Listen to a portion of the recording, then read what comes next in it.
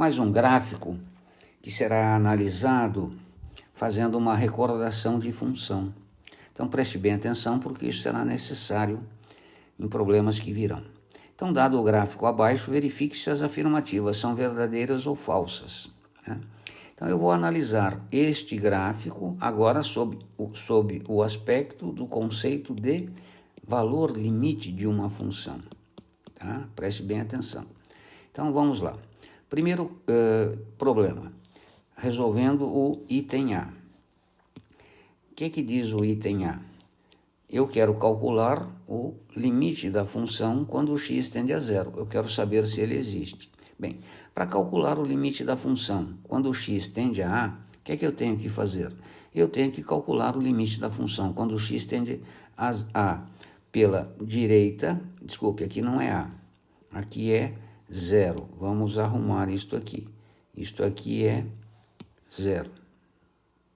Então, eu tenho que calcular o valor limite da função quando o x tende a zero pela esquerda e quando o x tende a zero pela direita. Não esqueça disso. Você não pode simplesmente responder isso daqui sem antes verificar isso daqui. Então, me aproximando de zero pela esquerda, né? O que eu estou fazendo? Eu estou me aproximando de zero pela esquerda, tá? Então, peguei um primeiro valor, peguei um segundo valor. O que eu percebo? Quanto mais próximo de zero eu estiver, mais próximo de zero estará o valor da função. Mas está aberto ali, não interessa. Em zero não me interessa. O que me interessa é mais próximo de zero. Aqui não existe, né? F de zero não existe. Por quê? Porque a bolinha é aberta, mas não é isso que eu estou estudando. Eu estou estudando o valor limite de função. O limite se interessa pela vizinhança do ponto e não pelo ponto em si, certo? Então, limite da função quando o x tende a zero pela esquerda é zero. Agora vou me aproximar do valor limite da função quando o x se aproxima de zero pela direita. Note que, quando eu me aproximo de zero pela direita, o valor da imagem também se aproximará de zero. Portanto, eu concluo que os limites laterais existem e ambos são iguais a zero. Portanto, eu concluo que o valor limite da função quando o x tende a zero é zero. E isto responde à primeira questão como verdadeira. E, ao mesmo tempo, né, eu já respondo o segundo item, que ele diz, limite de f de x quando o x tende a zero é zero. Sim, verdadeira questão também. E, ao mesmo tempo, já invalida o item C. Por quê? Porque no item C está dizendo que limite da função quando o x tende a zero é 1. Isto é uma afirmativa falsa, tá? Agora eu vou calcular o quê? O valor limite da função quando o x tende a 1.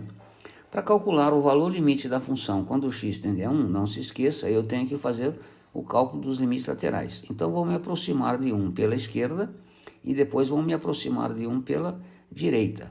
Apagando as coisas aqui, né? Vou apagar, inclusive, este que eu fiz, esqueci de apagá-lo, está aqui.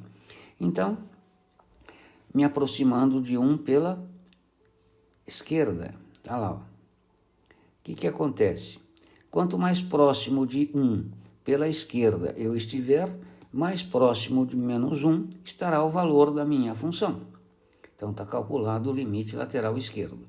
Agora, vou me aproximar de 1 pela direita, note lá, né? Peguei um primeiro valor, peguei um segundo valor. Conclusão, quanto mais próximo de 1 pela direita eu estiver, mais próximo de zero estará o valor da minha função. Portanto, eu concluo que, embora existam os limites laterais, um é menos 1, o outro é zero, né? Eu concluo que, embora existam os limites laterais, nós temos que eles são diferentes. Assim sendo, não existe o valor limite da função quando o x tende a 1. Agora eu respondo à afirmativa D. Portanto, ela é uma afirmativa falsa, né? E, sendo falsa a D, também será falsa a alternativa E. Por quê? Porque ela diz que o valor limite da função quando o x tende a 1 é zero. E nós vimos que não é zero. Na realidade, ele não existe, tá certo? Então, não existe o limite da minha função quando x tende a 1. É isto, tá certo? Veja a definição de limite, não esqueça disto. Toda vez que você calcula o limite, você é obrigado a calcular os limites laterais para poder tirar a conclusão final.